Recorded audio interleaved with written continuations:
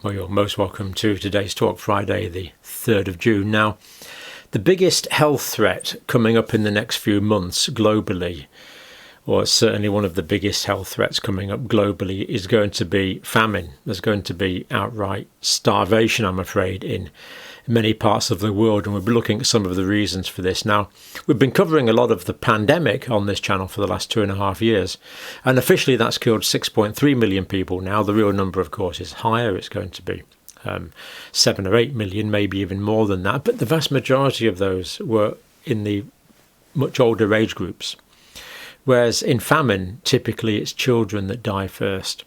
So there's a real threat to many millions of children at the moment. Now, where have I got this data from? It's come from here. This is the Food and Agricultural Organization of the United Nations. Some pretty interesting stuff there. And also this report from the United Nations, lack of grain exports driving global hunger to famine levels. Now, I'm going to start off with a quiz for all the world leaders watching. And it's fairly straightforward. If you're not a world leader, if you are a world leader, you'll probably find it difficult. But here's the quiz here. So we need to connect A to B to give C. So here we have A, which is the food. Here we have B, which is the hungry child. And here we have C, which is the child eating his meal. Now, this is from the David Verner book, Where There Is No Doctor. Free download there. Partly the thing that inspired me to make my books, which are there also for free download. But so anyway, how we're going to get the food to the child to give the child his tea?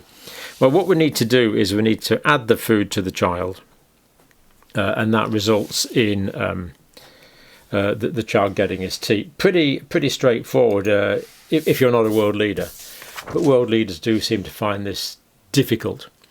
Now, if you found that a bit cynical, that was quite deliberate. Now, okay, it's never this simple. We know that people like the United Nations, Antonio Guterres and Antony Blinken are working really hard on this, for example. But we also know that many world leaders are apathetic about the well-being of their people. There's massive incompetence. There's a lot of aggression in world leadership. And of course, in many parts of the world, there's huge levels of corruption. So I'm quite happy to leave that first part of the video on. Now, some of the figures here are really quite surprising. Russia and Ukraine produce 30% of the world's wheat in the enormous fields they have over there. Ukraine provides food equivalent to 400 million people. This is massive and significant. The Middle East and Africa are going to be affected by food shortages first. Now, the situation had been getting worse even before the Russian war in Ukraine, even before that. Now, things weren't too bad 2017, 2016, but between 2018 and 2021, people in crisis situation facing acute food insecurity up 88%. It's now 139 million, and it's going to be 161 million pretty soon. These are huge numbers of people at risk of really quite overt malnutrition. Early February in Ukraine, they were exporting 4.5 million tons of food per month. There's now 20 million tons of food stockpiled in Ukraine that can't get out because of the war from the previous harvest. And this can't go through the war-torn countries in lorries, because even if each lorry had 10 million, even if each lorry had 10 tons, you can see that's 2 million lorries. These are just massive amounts. Therefore, the food has to go out through the Black Sea ports. And as well as all that grain, Black Sea ports, 15% of global corn, 67% of global sunflower oil, and many other essential oils go out through that route, normally through the Black Sea. But of course, it's mined, and there's warships and all sorts of things stopping that at the moment. The UN Food and Agricultural Price Index, all-time high in March. It has gone down a bit now. There's business going on about this. There's profiteering. There's some food hoarding going on. All of these things that are really contributing towards the food insecurity for the world's poorest people. And indeed difficulty for people around the world with higher prices. but particularly the poorest people who can actually starve to death from this. Cereals and meat prices also record high because, of course, animals are often fed on cereals. Last year, Chicago's like the standard. Chicago wheat prices is one of the world standards. Last year it was $674 a bushel. Now it's nearly double, $1,242 a bushel. Huge increase. Basically, food prices have gone up 30% on the year. And many poor people who are already struggling are simply going to go into avert hunger and malnutrition. United Nations, António Guterres, when war is raged, people go hungry. I'm afraid this is true. 60% of the undernourished people live in conflict areas. 60% of people in conflict areas. Now, there's other problems. There's global climate change. There's corruption. There's war. But conflict is the main one at the moment. 2021, 800 million undernourished people, 140 million suffering acute hunger. And the 10 countries where most of these 140 million lived, as we'll see, just go through the list because, unfortunately, you'll know that most of these are associated with conflicts of various sizes. Afghanistan, of course, dear me. Democratic Republic of Congo, Ethiopia, Haiti, Nigeria, Pakistan, South Sudan, Syria, and of course Yemen. That was really quite a sophisticated country, as now in very, very severe food insecurity. So now the situation is 44 million people in 38 countries at emergency levels of hunger. This means they could potentially starve. Shortage of grain fertilizers caused by the war, warming temperatures, global changes, of course, the rain at the wrong time, all that kind of thing, and pandemic-driven supply, as well as the corruption and problems that are there all the time. So the pandemic has messed up supply problems. And something I didn't know until I looked into this, Russia produces the majority of the world's fertilizer, apparently. And of course, that's simply not being exported now. I mean, we're using too many fertilizers, but that's a separate issue. We do need if there's less fertilizers, the crops will be dramatically less in the next year all around the world. Again, Mr. Guterres saying, tips tens of millions of people into the edge of food insecurity, followed by malnutrition, mass hunger and famine in a crisis that could last for years. Not good at all. The complex security and economic economic and financial implications require goodwill on all sides for a deal to be reached. I'll let you see or give your opinion on how likely that goodwill is going to be to occur.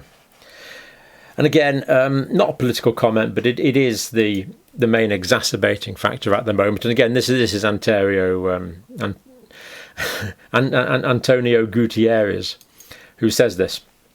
Let's be clear, there is no effective solution to the food crisis without reintegrating Ukraine's food production, which isn't looking too likely. Russia must permit safe and secure exports of grain stored in Ukrainian ports. And again, no indication that that's going to happen. Now, the Ukrainians do say they know where all the mines are that could affect the shipping. They could take them up pretty quickly.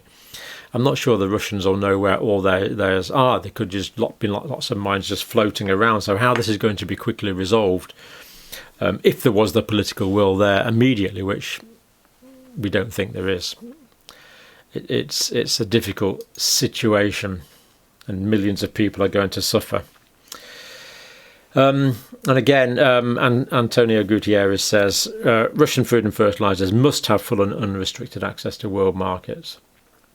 This needs to be separate from the conflict and the sanctions. World Food Programme head David Beasley agreeing with Antony Blinken that they were talking together. The world is on fire. We have solutions. We need to act, and we need to act now. The problem is here now already. We can't wait on this one. And Antony Blinken says this: greatest global food security crisis of our time, as well as all the energy problems as well. I mean, everywhere you'll have noticed that petrol and electricity has gone up dramatically. All fuels have gone up dramatically, and of course that affects fertilizer production, which needs quite a lot of energy to produce, and of course farm equipment as well. Let's leave the last word on this to Mr. Guterres. There's enough food for everyone in the world. Let's underline that. There is enough food for everyone in the world. There is. But the issue is about distribution. In our world of plenty, I will never accept the death from hunger of a single child, woman or man. Neither should the members of this council, and yet people do die from malnutrition. And even the people that don't die from malnutrition, there's all sorts of knock-on problems. There's this concept called the first 1,000 days of life that's so important. So that's from conception up into when children are 2 or 3, and food shortages then when people are fetuses before birth, and the first year or two after birth. Malnutrition then can have lifelong adverse effects. This can lead to obesity, hypertension, diabetes, heart disease, vascular disease, liver disease is a big problem in malnutrition. And children that don't die, they can be stunted and have these lifelong problems and die prematurely, albeit 30 or 40 years later, as a result of the malnutrition they suffered as children. And of course many will suffer acute complications and there will be deaths. So unfortunately, we did predict the pandemic back in January 2020. I'm not sure it changed very much. And now we're predicting mass starvation, especially in many children.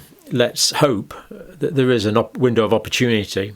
I'm not sure we're going to get the wheat flowing out of the Ukrainian ports anytime soon, but we have to look at every possible localized strategy to deal with this situation and just do whatever it takes and not have potentially several tens of millions of people dying from starvation in the next few months. Major health issue facing the planet at the moment. So there's the problem. Not sure I've given you many solutions, but that's the problem, and thank you for watching.